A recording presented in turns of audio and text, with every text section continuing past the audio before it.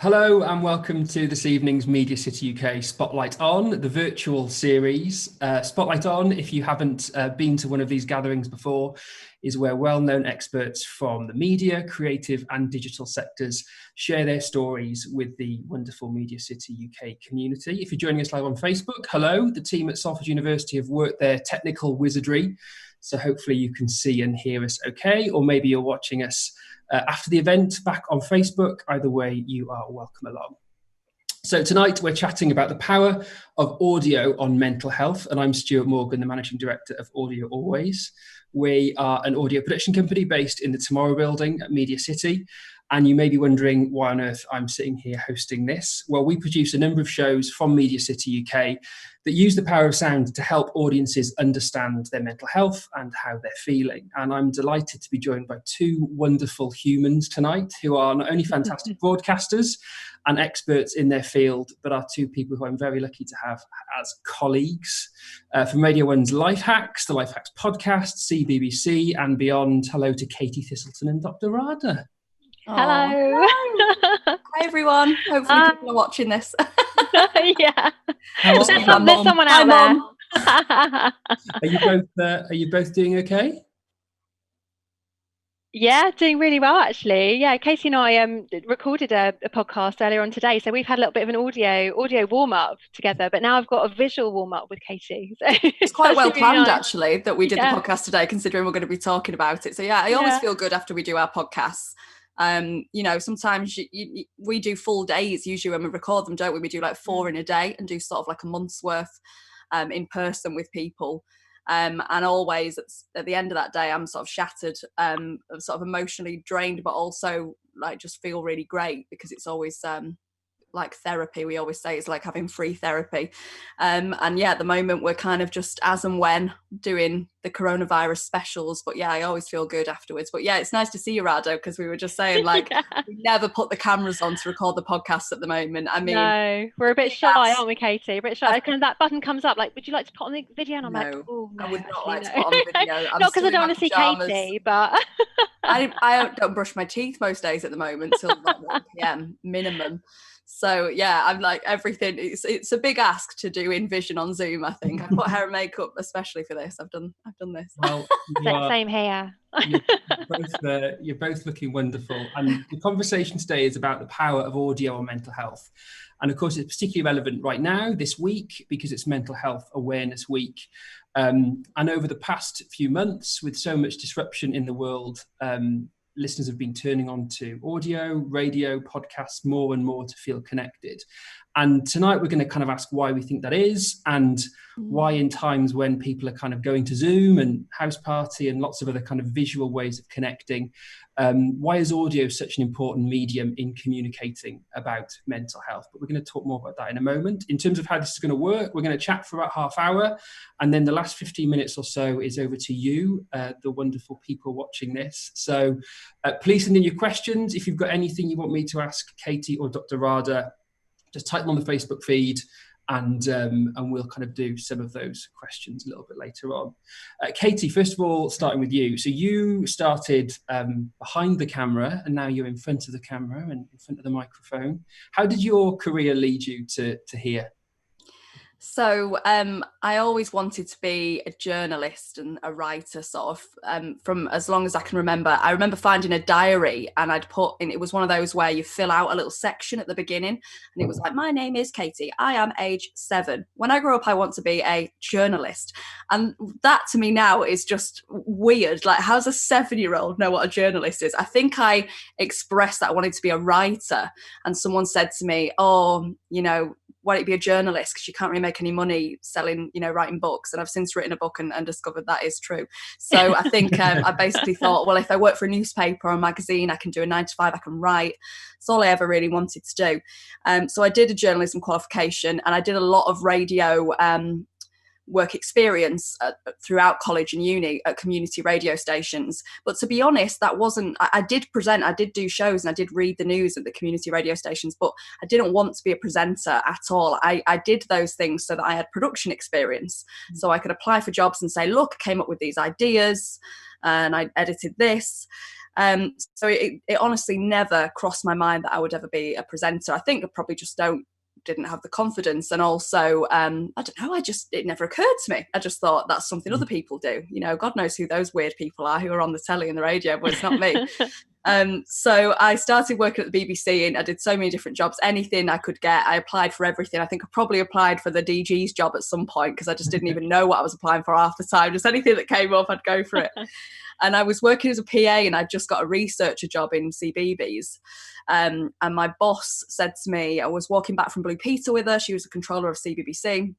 And she said, we'd just been to watch Blue Peter. And she said, have you ever thought about presenting? I was like, oh, no. And she said, would you go for an audition if we put you forward for one? And I knew they were looking for a female presenter. And I was like, yeah, I suppose so. That doesn't sound like something you should say no to. And then they gave me an audition, and it was just the most terrifying experience of my life. And I thought it was horrendous. And I think it was, but I think I was just, available to start on Monday. So they gave me the job. And then I did that for six years, and sort of through children's TV, got involved obviously with charities. You get a lot of charities approaching you, asking you to be ambassadors for them.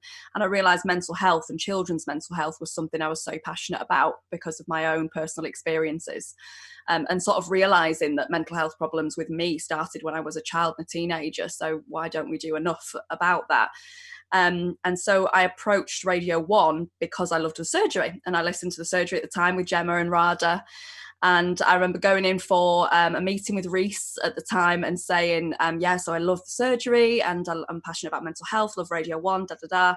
And he was like, great, well, maybe we'll get you in to do some cover for Gemma. And I was like, what? And nearly fell off my chair. And I bet there's people watching this who are at uni or want to work in radio or whatever. And you have so many meetings that come to nothing.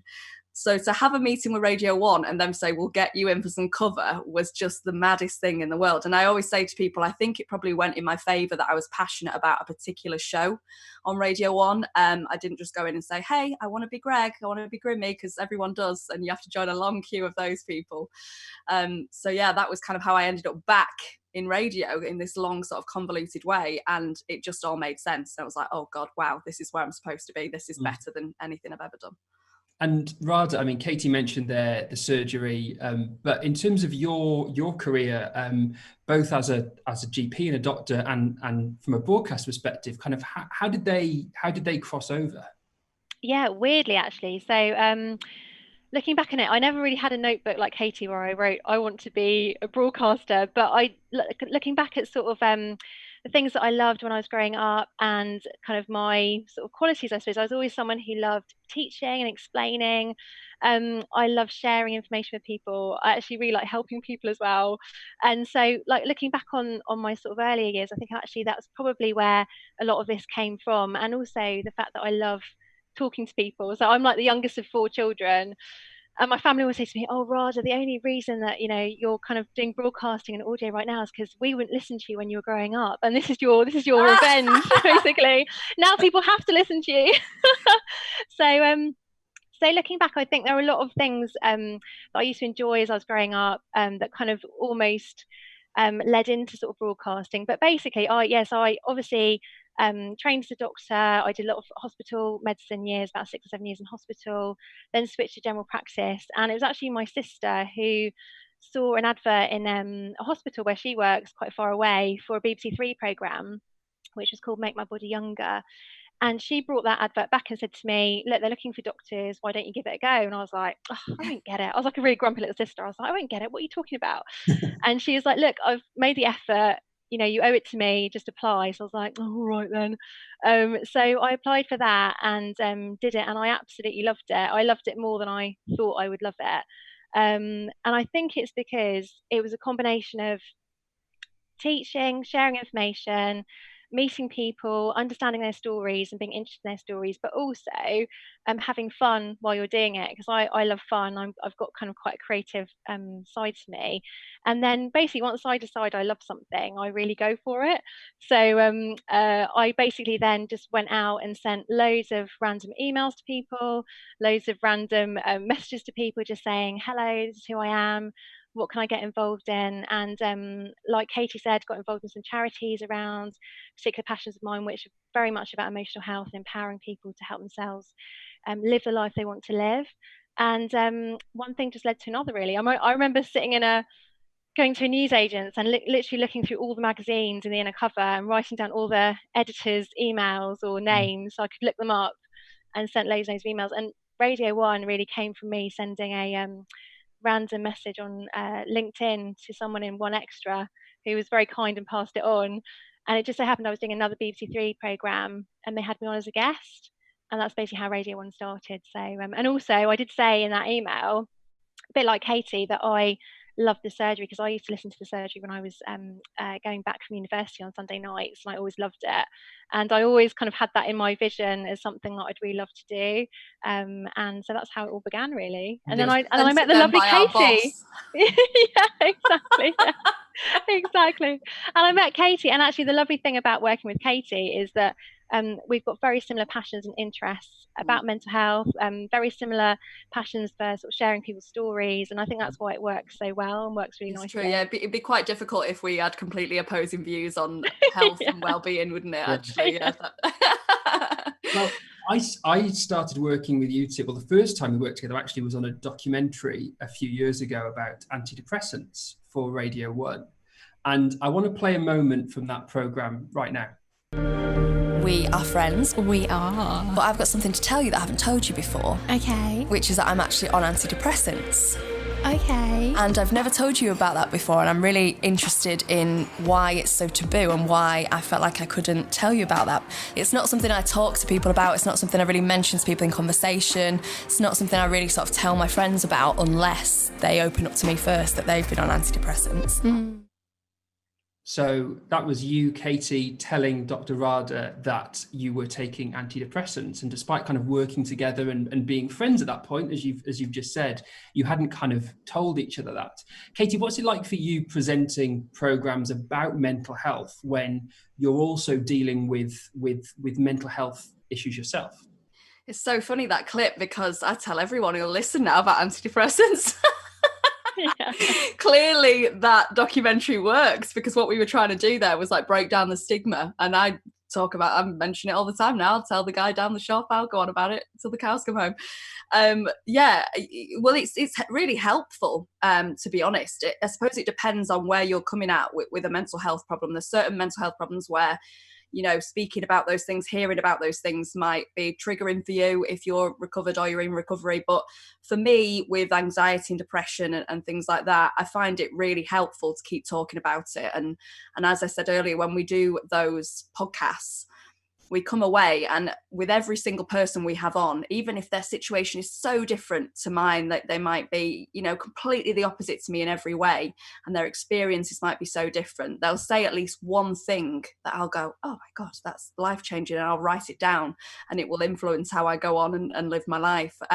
So I find it really helpful. But also, you know, I am a sensitive person. I have days where I am feeling a little bit more down than others, or maybe something's going on in my life, and then a caller says something, and it makes me think something. And I spend a lot of my time on the radio doing the podcast, doing that thing where you try not to cry, like tears in my eyes, but in a nice way, you know, in a good way, because it's moving. And I have cried on like I cried when we did the show about mental health and suicide and grief. When Caroline Flack died, I did cry. Like, I literally just burst into tears at the end of one of the links in front of everyone we work with, but we have a nice environment in there, I think, where if somebody did get moved to tears, I think everyone else would understand it and be okay with it. So yeah, I spend a lot of my time like trying not to cry, but it's helpful. And talking about crying, there's actually a moment in a recent Life Hacks podcast, Radha, where I think you described it as wanting to have a big cry, or you'd had a big cry. It's not often you hear a medical professional just chat about having a big cry, is it? Yeah, no, absolutely. But actually, I think that's what's so important. And I think hopefully that's what Katie and I do is that we're actually very honest. Because we're all human, and like Katie was saying, when I hear listener stories, when I hear what's happened to them when they ask a question, I can also recognise a part of myself in that story or in that question. And so actually, I think what the power that audio has is actually that we can hear and we can listen to part of that story and think, actually, that's me. And again, particularly with mental health, it really helps actually us to understand that mental health is it's universal. It affects us all. So whether or not you have a diagnosis of a mental health condition or not, it's very much about the fact we all have mental health. And so things like self-esteem and having a good cry and feeling angry, they're all things that we can share. And when we share them, we feel better. So when I said I've had a good cry, I think that was at the beginning of sort of all of this coronavirus sort of stuff. And I literally did just feel so overwhelmed. And I think also for me, hearing Katie's voice, because Katie's voice is a voice of continuity for me, and it's a voice of normality because I'm so used to recording with her. So hearing that was really actually just gave me the opportunity to open up myself, just like hopefully our listeners can open up when they hear our voices about how I'm feeling. And I think it's really important whenever you're giving advice or chatting to people to actually also say to them, listen, I felt the same way too, because then they can actually hear that and they engage with it. And it's true as well. So. And just a reminder, we are going to be answering your questions. So if you have got anything you'd like to ask Katie and Dr. Radha, just pop them on this Facebook feed, and shortly we'll get round to answering as many of those as we can. And Katie, you mentioned this earlier because we as Audio Always, the company that I run, we produce life hacks, and there've been a couple of moments recently where we've had to really quickly react to breaking news and what's been happening. And I want to play one of those moments now from earlier in the year. In the past few minutes, it's been confirmed that the TV presenter Caroline Flack has died.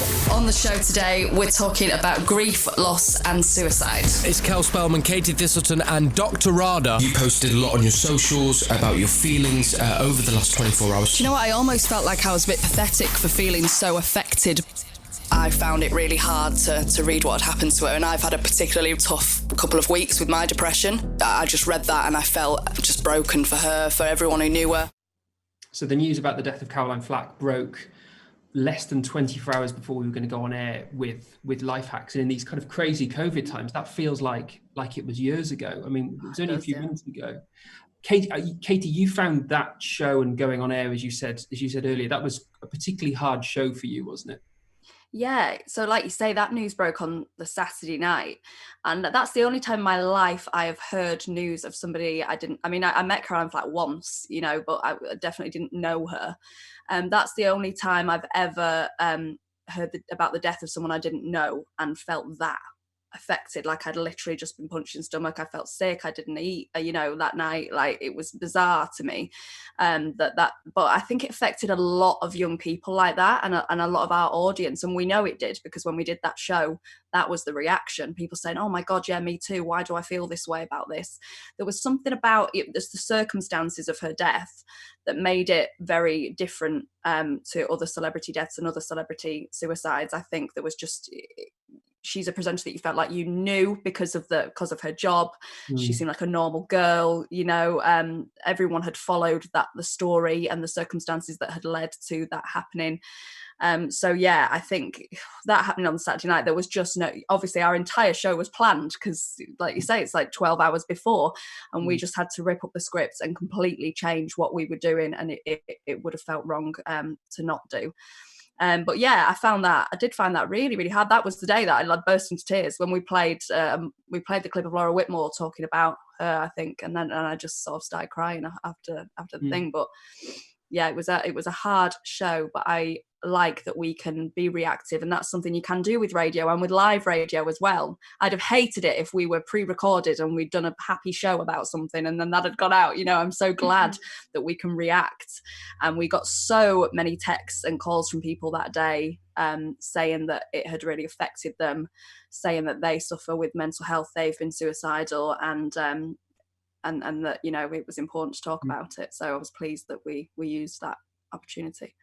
And Radha, in those moments, Katie talks then about kind of a celebrity death, but in so many situations, people turn to sound and audio for comfort, for reassurance, for many reasons in those moments. Why do you think audio and sound is such a great way of connecting with youth audiences about mental health? I think it's a very intimate medium. So when you have those earphones on, or you have the radio on in your bedroom, or your podcast in your bedroom, it feels really intimate. It feels like those people are there with you. And when there's collective grief or trauma, actually having that closeness is really important. I think that's been shown in this scenario as well. When we're all isolated from each other, audio is that medium that almost sort of is the invisible sort of thread connecting us all together. So it's the intimacy of the medium, but also I think it's about there's something about the voice and about the tone and the sounds that you're hearing in someone's voice. And just like on television, if you see someone's facial expression, or they're saying something but their eyes are not necessarily, or their smile's not necessarily going along with that. Audio is literally just one sense. And so actually when you hear the tone of someone speaking about something, I think it's even more powerful than having sort of conflicting senses. When you're listening, you've only got that one sense. When you're watching something, you've got lots of different distractions. So I sort of think about it as a kind of mindful way, a way to focus our thoughts and actually focus our attention on what we're listening to. We really have to concentrate on that. And it's a great way of actually, particularly with mental health, but with lots of different topics, when people feel worried about opening up, with mental health, obviously there's been historic stigma associated with mental health. They actually, audio and sort of talking and hearing is actually a great way of detaching that sort of vulnerability. People can listen, but they're not necessarily putting themselves out there. And I think that also helps people open up about mental health in particular. And of course, it's not only sound projects that you two work on. As powerful as sound is, I think there's so much amazing content that both of you have been part of. And Katie, you've got your new CBBC documentary series called "I've Been There," interviewing celebs about their various personal struggles. How was that for you? How was recording that? Great. Yeah. Do you know, I was just thinking when Radha was talking then, there's so much faff with TV. Like I've been doing these bite-sized daily shows, and it's the first time I've done TV in ages, because we filmed those documentaries a while ago.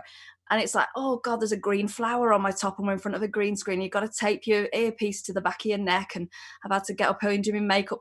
And I wonder if in that, the presenter loses something a bit. You're thinking about all those things. The crew are thinking about all those things. The viewer is looking at what outfit someone's got on or what's going on in the background, or and in audio it just feels like you can be more yourself. I feel like I can be more myself on the radio. Like I don't have to worry about how I'm sat. Like you just talk, and I think that's maybe why we get something else from podcasts and from radio. We get that real rawness. I mean, on the podcast, I say things, I forget that's going out to people, to be honest. I feel like it's just me and Radha having a chat, and then I'm like, oh God, did I say that on the podcast? So yeah, there's something about that. So, but I love making documentaries. I still prefer audio documentaries, to be honest, I think, to visual ones. I mean, that's probably because I am the most horrendously insecure person in the world as well, so I hate watching myself back on the telly. I'm cool with my voice. Like, people hate their voices, don't they? But I think I've got so used to that now, fine with that, but I hate watching myself back. And on documentaries, I'm like I'm always doing some really sort of like, I'm not thinking about my face. My boyfriend said to me, that's because you're listening to them, you're genuinely listening to them and not worrying about what your face looks like. And I was like, I know, but I think I should worry about it a little bit more. I'm always like just doing these faces, but that documentary was really fun. It was on those same lines, those same kind of life hacks lines again. In fact, the podcasts sit under the life hacks podcast section on sounds, because it was sort of chatting to young people about their mental health and celebrities about theirs, and kind of finding that common ground and sharing that information. So yeah, we did knife crime, we did anxiety, we did plastic surgery, cosmetic surgery.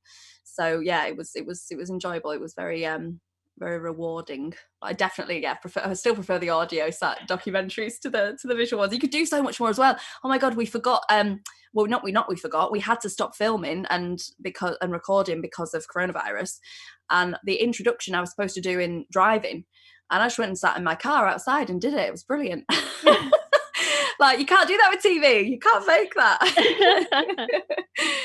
And for you both, how does it feel for you personally, knowing that this content that you're doing, whether it be the podcast or the radio show or a CBBC doc, how does it feel for you both personally, knowing that what you're doing and the content you're creating could be having, it does have such an incredible impact on those who are watching or listening to you? I think for me, it helps first of all, it helps me deliver what I'm saying. So sometimes if I'm feeling a little bit nervous or I've had a bit of a stressful day, and I'm about to kind of go and start broadcasting, actually what really helps me is to think about the people who are listening at home or in the car or wherever they are, and what do they need, and what is this topic about. And actually it really helps me to almost think about them rather than myself, because then I totally forget all my worries and my silly nerves, and I just actually focus on what they need to hear and why I'm doing it. I think the why is really important. But also I think one thing that happened to me which really kind of shook me up a little bit, actually, in terms of how many people listen and also the impact it has. As I was in the South Bank Centre a few years ago, and I was just on the balcony chatting to my friend about something, and someone just came up to me and said, "Oh, excuse me, are you on Radio 1? Because I recognise your laugh." And I was like, what? This happened at a wedding as well, with a wedding photographer. And I said, "Oh, yeah, I am." And she said, "Oh, I just want to say that your program helped me so much, and it helped my friend as well. My friend was going through really bad depression, and it was actually the thing that got her through that." And that, for me, I couldn't kind of believe it. And also I just thought, wow, the power that audio and radio has in terms of bringing people together and the collective mood and really giving people what they need is so amazing. So for me, that's actually why I do it. That's why I love doing it. And the interesting for me as well, and I love audio, and I kind of love the power of sound, but the physicality of putting an earbud inside your body, sound physically gets inside you like no other medium can. And I also find it fascinating that you often listen to things whilst doing something else. So you'll listen to the radio whilst you're driving, or you're cooking, or you're kind of doing other bits and bobs. And if you saw something in the cinema that prompted you to talk about mental health, you can't just turn to your mate you've got to the cinema with and start chatting. You'll get thrown out of the cinema. And you can't, if you see something on telly, you can't suddenly interrupt someone's telly show to start talking about anxiety or grief or loss. And I think there are so many ways that radio is integrated into our lives, especially over the past few months, where I think, Radha, you said earlier about it kind of being that consistent sort of thing that we've had, despite all of our routines going out the window, we can still turn on the radio. And I just wonder, kind of for both of you, as we kind of come out of lockdown and we sort of see the light at the end of the COVID tunnel, how do you think this has changed the way people, this sort of period in time, how do you think it's changed the way that people use audio and sound as a medium? I think people have just been listening in such different ways, haven't they? So people aren't listening in their cars maybe as much. If they're not working, they're not driving in their cars, but people are listening while they're working. People are listening at different times because they would usually perhaps be up a little bit earlier. Now they're getting up a little bit later. And I think maybe through that, people have probably found different things. So I read that, there's no sports podcasts at the moment. So everyone who normally listens to sports podcasts, like my boyfriend included, has found other things that they're interested in and can listen to. So I think people will have found different things and perhaps recognised how that's made them feel. For me, I've actively searched for podcasts about certain things that I've been going through, certain mental health problems and stuff. And we joke, like Scott Mills jokes that there's more people who've got a podcast than own a house in the UK, and there are a lot of podcasts these days. But the beauty of that is there will be probably a podcast on everything that you're going through and every sort of situation in life. I mean, look at coronavirus like that. There was the coronavirus cast. We changed what we were doing to be about coronavirus. Everyone kind of adapted. So I think maybe people will have found new things and found times where they found it more helpful to listen to radio as well. Because I think everyone's got a bit I never thought I would get bored of sitting watching TV because I don't usually have enough time to, but actually you do, and you need a bit of diversity in your life. You need to find something else. I've found it such a comfort to hear the funny DJs that I love, like Scott and Chris, and that provides almost as much an important, it does provide as a service as important as what we provide when we actively talk about how to feel better. They make you feel better, and I've been having crap days, put them on and just thought, oh my god, I just feel great now. So yeah, hopefully people will have discovered what's important to them in terms of what they listen to and what they watch and how it makes them feel, and then they'll make decisions based on that in the future.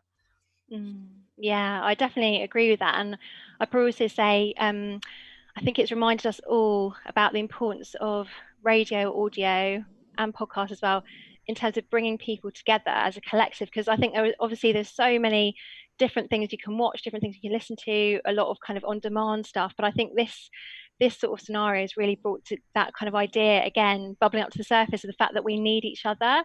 And when we have sort of joint collective group things that we all do together in audio, like every Thursday, the songs that everyone's been doing on Radio 1 and the other stations, or like on the Life Hack show that we did, asking that, how are you? I think it's reminding people that yes, you can stream things, and yes, you can have on-demand things, but at the end of the day, what humans really want is connection, and audio and radio is providing that collective unity again. So I think it's helping people value that. And I think also, as Katie said, I think actually people are seeing audio now as a therapy in itself, as a way not just to necessarily learn about mental health things, but also as a therapy for sort of understanding themselves, taking the time out to listen to something that's important to them, or choosing something that's actually a therapy for them, whether that's a comedy podcast or whatever it is. It's also like seeing audio as a sort of therapy in itself, I think.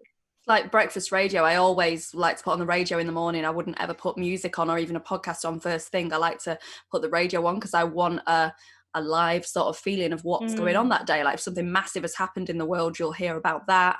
You just get a general vibe of how everyone's kind of feeling, and I like that to kind of set me up for the day. And also radio has just survived through this. TV, some TV is awful at the moment. Everyone's on Skype like this.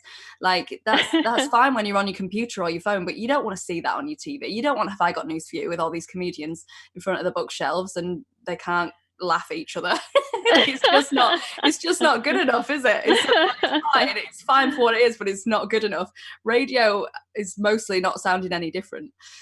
So I think that's been so brilliant as well, that I think people have realised that it's not going anywhere. It is a bit of a touchstone, isn't it? It's a bit of normality, a bit of touchstone for everybody to, like you say, hear those sort of same people. And like you said, Katie, it sounds the same. And so actually that's really comforting for us to feel sort of safe at the moment, that actually there is some normality going on in the world. Oh God, yeah. You put the radio on and Greg's doing something stupid, you're like, oh God, it's okay, we're still allowed to be stupid. Yeah. And that just reassures you, doesn't it? Because if you're just constantly listening to the news or constantly watching the news, you're like, oh God, everything is so awful. And then you put Radio 1 on and we're just doing something daft and you're like, oh, okay.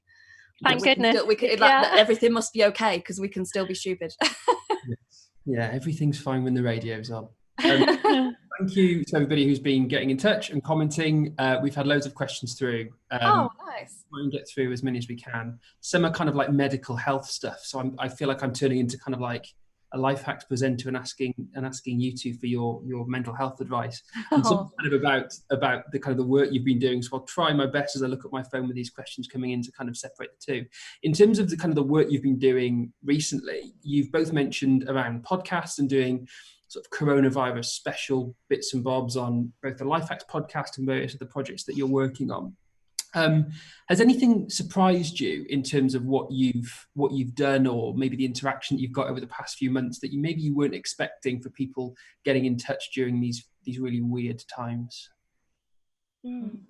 I think one thing that I've noticed is that actually a lot of people responded to the sort of back to basics things. So before, perhaps we kind of had to introduce not necessarily a complex topic, but perhaps a topic with lots of different layers. I think I'm finding that people are actually engaging more with the sort of back to basic things, like how do I resolve an argument?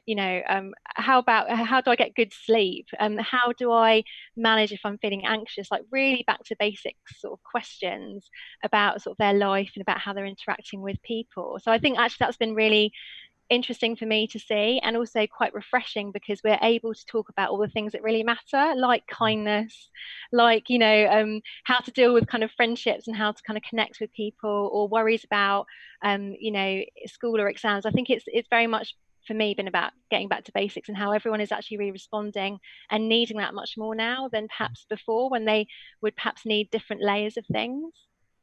I know it's very controversial to say this is a leveler, and it definitely, there's lots of reasons why it isn't. But there has been a vibe, I think, I've got from listeners getting in touch of, we're all in this together. And, you put the radio on, that radio DJ can't see their mum either, or go to the pub with their friends. So already it feels like a listener texts in and already you've got a common ground that perhaps you wouldn't have had before. Doesn't even matter what they say. you sort of can second guess how they're going to be feeling a little bit. So I think there's been like a general a kindness. I mean, generally we get really nice people getting in touch anyway. It would be very rare that we would get somebody not be nice, because I think if you're not nice, you'd just turn our show off, because it's for nice people. But they I think everyone's been particularly nice and particularly grateful and wanting to all get involved. And I always think that's the way when something big has happened, something big and tragic perhaps has happened. It just feels like everyone looks at each other a bit different in the shops. It feels like that car lets you out, lets you into the lane. Like, it feels like everyone's like, oh, okay, let's just be easy on each other. And that's the kind of vibe I've got from listeners. And maybe thinking a bit broader than just kind of audio and sound, and thinking about technology as a whole in this period. The team from The Landing have sent in a message to kind of ask, how do you think technology generally is helping people with their mental health right now, whether that be kind of apps or whatever it be? And how is technology helping us deal with our emotions? I feel like we were, for years, we were like, technology's terrible for mental health, isn't it? Oh, it's the enemy. And now we've got, oh, forget all of that. It's fantastic.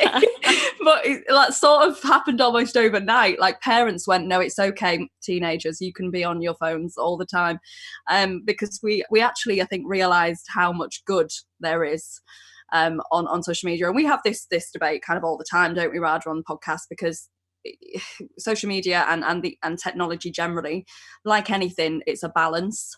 It's a balancing act. And we know that if you are gaming 24/7 and going to bed at 4 a.m. because you've been gaming all night, or you are comparing yourself to other people on social media, that's going to have a negative effect on your mental health.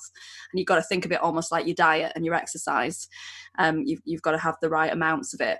But it's just been a lifeline in terms of being able to communicate so easily with your friends and family. I mean, being in vision with someone and seeing their face and their body language and the way they move is a completely different kettle of fish to just being on the phone to them, isn't it?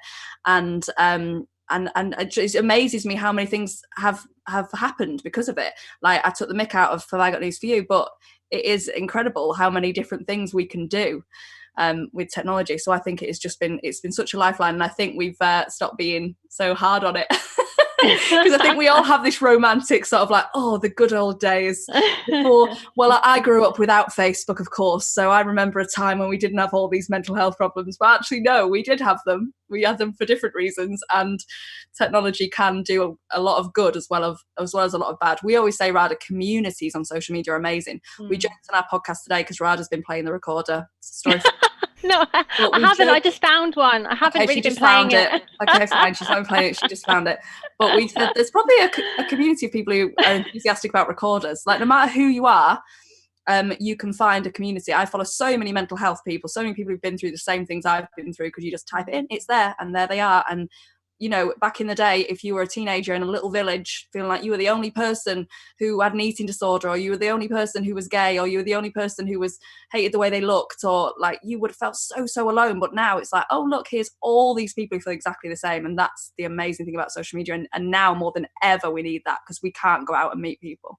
It's also been great for allowing people or helping people find other people in their tribe, if you like, kind of, you know, social media. So, you know, I found so many people and connected with so many people who are interested in the same things that I'm interested in terms of, you know, getting into creative projects. And obviously creativity is great for our mental health, and keeping busy is great for our mental health. So that's another great positive of tech. And also things like apps and stuff that actually help people become more aware of their emotions. So I did something with BBC Own It last week, and they've got an amazing app where actually you can track your emotions, you can sort of reflect on them. And so actually this time is very much about us understanding ourselves a bit more, how we work, our triggers, how we react, and sort of learning and putting in place better sort of coping strategies or tools that we can use in those difficult moments. So tech is also stepping up to that, I think, as well.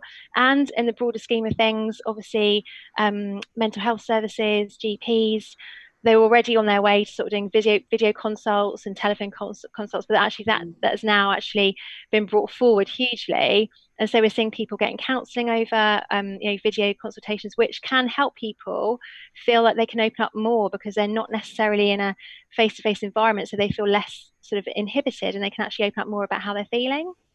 I've been having counselling over video call in lockdown, and I much prefer it, because it's hard for people with a mental health problem to leave the house and go to an appointment.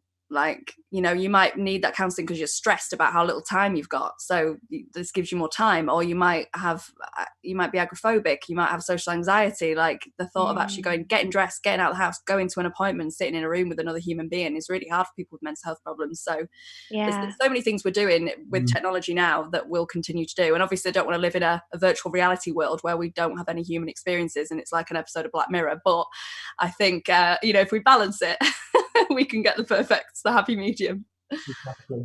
Thank you both so much for your honesty. We couldn't have team life hacks, surgery, Radio 1, mental health wonderfulness in you two here on this without answering some questions about mental health itself. And we've had some questions like this one from Emma about the fact there's a lot of pressure at the moment in terms of lockdown to look good and feel good, and becoming the best version of myself is what's been put in quotes in our question. What are your tips and advice for people who are maybe seeing that and doing that, and are maybe drinking more wine than they would usually do, or having cake at a time you wouldn't usually have cake? What is your advice for people in lockdown right now in terms of looking after themselves and managing that pressure of needing to look and feel amazing? Oh, sorry, shall I go first? I'll go first, Katie. So I would say, first of all, I would say get rid of the pressure, because the pressure is only going to make you feel worse. Also recognise that a lot of the stuff that people are saying and putting out there is, again, an illusion, because social media is an illusion at the end of the day, and a lot of people are just posting the stuff they want to post. But also recognise that actually all that matters in terms of you feeling good about yourself is, like I say, working out who you are, what your triggers are, and how you react, and then learning a bit about yourself, about what actually helps you in those moments. That'll be different for each of us, and different in different moments in the day. So, for example, you know, sometimes you might need to go and listen to a song, you might need to then kind of reach out and call a friend. You know, when all this started, I was having a bit of a bad day and I went back to bed, you know, for a few hours, just because I was like, no, I can't cope with this anymore. So actually recognise that, you know, all that really matters is your well-being. And what I would say is it's a really great time to actually learn and understand a little bit more about what is helpful for you. So you know, if you are reaching out for cake and drinking a bit more than you should do, then actually I would say try to understand what's happening in your emotional system before you do that. What are your triggers? What's happened to you? Are you feeling sad? Are you feeling scared or anxious? Is that why you're reaching out for that alcohol? And in which case, just being mindful of that, noticing that, and then actually working out a different strategy, pulling out a different tool to help you with that, or reaching out for support if you need it, is really important. So I would use this time for that. That's a golden opportunity, and forget everyone else and what they're doing. Yeah, I totally agree that, you know, for obvious reasons, we've got to, you know, think about why we might drink more and why we might eat more, and try not to do those things. And that's something that I am personally working on at the moment, because, yeah, it's very easy to boredom eat and boredom drink. But in terms of feeling like you've got to achieve something, you've got to come out of this like you've had some sort of revenge body with Khloe Kardashian transformation. It's one of my favourite shows. That's why I mentioned that, as Radha knows. But you know, feeling like you've got to learn a new language or learn to play an instrument or something. I say do the opposite. Do whatever you want to do right now, and then just blame lockdown. That's what I've got no motivation at the moment whatsoever, because I think I need deadlines in order to do something. I can't do something if I don't have to do it, unless it's something I'd really enjoy. So I think do what you want to do at the moment. If that is a lot of watching TV and just sort of hanging out with your loved ones that you can see, that you live with, and reading a book, doing whatever you want to do, just do that. And I like that the pressure's off in a way at the moment, because there's certain that you can't do a lot of these things because of lockdown. So do whatever you want to do, take the pressure off, and then just, if someone says, why don't you know how to do this, just say, oh, lockdown messed that up for me. The question that's coming actually about feeling tired. Why is it that despite us potentially doing very little, you know, kind of taking our, you know, having less pressure on ourselves, why is it rather that we might feel exhausted in lockdown? So I think a couple of reasons. One might be, obviously, we're not sleeping very well. Second one might be that we're not really having goals, and we're not necessarily having sort of a purpose in our day, which can make us feel more lethargic and less likely to want to do things. But also, actually, more importantly, the sort of idea of crisis overwhelm. So being in this emotional state of constant worry, anxiety, and fear about this pandemic. And after a while, your body can only take so much adrenaline, can only take so much of being in that heightened hypervigilant state. So actually then that can also make you feel very, very tired from just being in that, around that all the time. So I would say exercise is really good for actually making you feel like you're less tired. Taking a break from the virus and the news about the virus is really important as well. And doing some relaxation techniques to get rid of that adrenaline and reduce that adrenaline is really helpful. Don't feel guilty about it. Don't feel guilty about the fact that you feel, we're so guilty about being tired. Like, we're like, oh God, no, I must be constantly working and working out. Why am I tired? Just don't feel guilty about it. Like, yeah, that nervous energy, definitely anxiety. If you're someone who's anxious and suffers with anxiety, that's going to tire you the hell out. I swear I'm the same amount of tired, whether I've done a 12-hour shift at work or had a lie in and just eaten my breakfast. I'm just at any point, if you say to me, are you tired? The answer will never be no. It doesn't matter what I've done, how much sleep I've had. And we've spoken a lot about kind of radio and podcasts in terms of sound. We haven't really touched on music. And I know this is something that you two talk a lot about in the Life Hacks podcast. You're sharing your lockdown recommendations with each other. We've had a question in from Holly about maybe Spotify playlists that you might recommend, or maybe just music. What kind of music do you both turn to when you are kind of maybe wanting to escape how you're feeling for a few minutes? So I have different playlists on my Spotify that I've made for different moods. And I have one that's all really like kick-ass, like it's like Beyonce, it's like Megan Thee Stallion, it's like kind of, like real, like, just motivational songs. And I will listen to that if I'm having a bit of a confidence lapse. And maybe I'm on the way to a job and I need to be confident and I've not got any confidence. I listen to that and I channel Beyonce. I watched a Beyonce documentary the other night and I was I was like, oh, I need to go and do something now. It was like midnight. I was going to bed. I was like, I'm too inspired to go to bed. I need to go and do something. So I have like motivational songs. And then I have a playlist that's just got quite sad songs on when I feel like I just want to have a bit of a cry. And I think that's fine. Like, I quite enjoy that. If I'm sad, sometimes listening to sad songs and being like, oh, I'm a bit sad, and then I go to bed and I feel fine the next day. I have a summary songs playlist that I put on when I go for a walk or when I'm sat in the garden, and that just makes me feel great. So I think just make playlists based on your mood. Yeah, I definitely agree with that. I've got an amazing playlist that I play when I'm running or I'm cycling, and that is full of like Fatboy Slim, dance tunes, Faithless, or I literally just go for it. I just run and cycle as hard as I can to get rid of all that stress. And then on the other side of it, I've got ones which just make me feel really happy. I've got ones that are just a bit tongue-in-cheek, like Taylor Swift, you need to calm down. And I've also got ones that are just kind of hopeful, things that I think I actually sometimes you just need some songs that have got some hopeful lyrics, that like Elbow, for example, or something that just makes you feel like things are going to be all right. I think that's really important, and they will be. Everything that starts must end, so it's important to have some of those on your playlist as well. Yeah, my cryy playlist is a lot of songs that have lyrics about mental health, so actually they don't make me feel sad. They actually make me feel really good. They make me feel like, oh God, someone else has felt this exact thing, written it down and sang it. So actually it doesn't make me feel sad at all. Like, people say, oh, Oasis is depressing, and like people say that certain musicians are depressing, and I never find that depressing. I think to hear a sad song and relate to the lyrics never makes me sad. It makes me think, oh God, someone else, that's obviously such a common thing that it's a popular song. Yeah, everyone loves that song because they relate to that lyric. I'm such a lyrics person. I'm always like, yeah, I am too. I'm like, have you listened to the words in this song to people? I'm like, don't just listen to this lyric though. It's amazing. Like, that's why Katie and I can do some karaoke when this is all over, because I'm a lyric person too. That's why like my niece loves like house music, and I'm like just so not into house. I'm like, there's no words. Like, I need like, where's the meaning? I need the meaning in it. But I totally get why people are also into that kind of music. But yeah, I need the words. And a final question from Beth, who's written that radio is there for us, but who is there for you two, for you both, when you're down? Lovely question. So maybe who's looking after you two right now? Oh, well, we look after each other for starters, don't we? We, in regular contact, having those podcasts to record every week is always such a nice check-in. The Audio Always team are just so, the radio team's good. Our producers, Jordan and Ben, are just angels. So it feels like that's always a really nice environment. I think because we talk about mental health every week, it would be totally normal for someone to come in and go, oh God, I'm feeling really down or I'm really anxious, because it's so normalised. I mean, it'd be weird, wouldn't it, if there was like a stigma about mental health in that studio? There obviously isn't. Yeah. About it. And then I've got my wonderful boyfriend and my amazing family who are really good at checking in, and I kind of feel like I force that on them as well. I'm like, family chats, I will start talking about life with them at any given point. I'll be like, so guys, what's the meaning of life is? Like, I just always try and encourage those chats, because I want the sort of my nieces and nephews to always feel like they can ask for help if they need it. And so ditto with all the team and Katie as well, I have to say.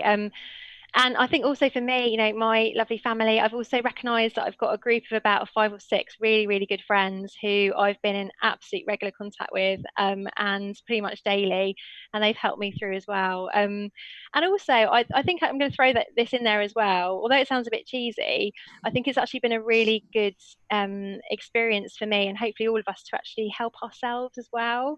So actually building that trust in yourself, I've definitely been learning a lot more about myself and how I cope in different emotional states and situations, and how I can then, what I need to do. So I think actually a bit of that is helpful as well. So yeah, all of the above. No, definitely. That's what our podcast was about last week, being kind to yourself, Radha. Good plug. Had to get that in there. Thank you both. Thank you, Katie. Thank you, Dr. Radha. Thank you to everybody who got in touch. I'm so sorry I haven't had a chance to answer all your questions. And thank you to everybody who has watched this Media City UK Spotlight On. Remember, you can listen to Life Hacks on Radio 1 every Sunday afternoon, across the UK, live from Dock House at Media City UK. Every Tuesday, there's a new episode of the Life Hacks podcast. Plus, check out Katie's CBBC doc, her latest documentary series, I've Been There, on BBC iPlayer and on BBC Sounds. Thanks again for watching, and look after yourself.